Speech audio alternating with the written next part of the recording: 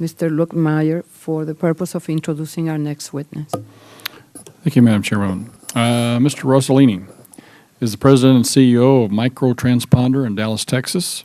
MicroTransponder is a privately held medical device company. The company is developing a wireless neurostimulation system for the treatment of chronic pain. Mr. Rosellini is here to testify on behalf of the Advanced Medical Technology Association. Advanced Med advocates for a legal, regulatory, and economic environment that advances global health care. Welcome, Mr. Rosellini. Good afternoon. I'm honored to appear before the Small Business Committee to share an example of how the SBIR program has made it possible for MicroTransponder to not only develop treatments for chronic pain, but a variety of other neurological disorders, including tinnitus, traumatic brain injury, post-traumatic stress, autism, and motor disorders. Taken together, these conditions affect over 50 million people in the U.S. and represent an economic burden of over $100 billion annually. Utilizing SBIR funding, in the last 2 weeks, Drs. Michael Kilgard and Navzer Engineer have recently collected preliminary data that suggests our devices may soon be able to reverse the cause of a neurological disease. As a neuroscientist, every time I read that, I get goosebumps.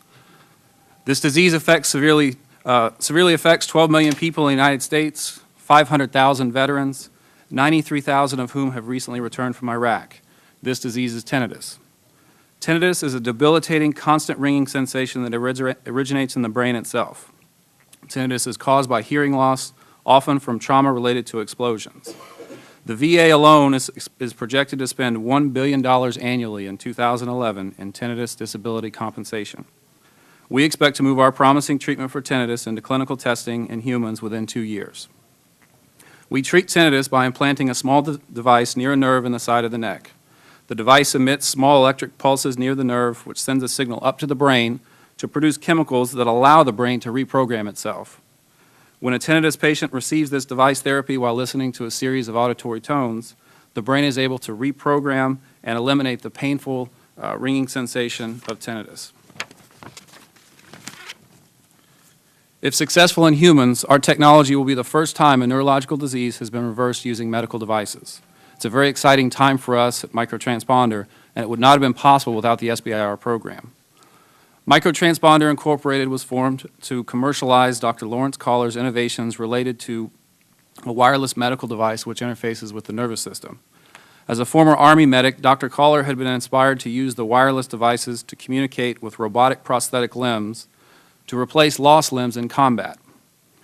Now, I have an MBA, JD, Masters of Neuroscience, Masters of Accounting, Masters of Computational Biology, Masters of Regulatory Science, and an entrepreneurial track record in the medical field.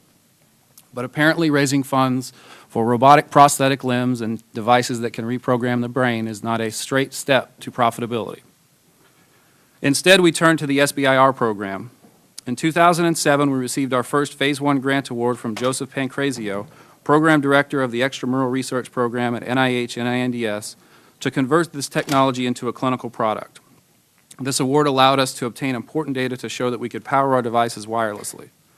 With this feasibility established, we began to search for ways to use this technology to deliver electricity to peripheral nerves to treat chronic pain. At roughly the same time, a colleague and friend of Dr. Collar, Dr. Kilgard, told me about his idea to use the device to stimulate nerves to selectively alter brain function in a predictable and potentially therapeutic manner. MicroTransponder and UTD submitted a research plan to the SBIR program, and with these funds, Dr. Kilgard's team has turned this idea into a potentially groundbreaking new therapy for tinnitus. We expect this therapy to be able to be used for motor deficit, post-traumatic stress, autism, and a variety of other neurological conditions. These SBIR grants serve a number of important roles in getting high-risk, high-reward companies off the ground. First, they enable the companies to inexpensively test the feasibility of their technology. Second, when a company is able to show feasibility and garner additional funds, this independent scientific validation of the company's approach opens the door for venture capital and other private fundraising. After receiving our first funds from the NIH, we were able to obtain additional funds from the Texas Emerging Technology Fund. This fund awarded us a $1.4 million award. The combined funding has allowed us to obtain proof of principle laboratory data and finalize our prototype device. We are now preparing to enter clinical trials at the end of this year for treating chronic pain, as well as possibly reversing tinnitus. This progress could have never been made without SBIR funding.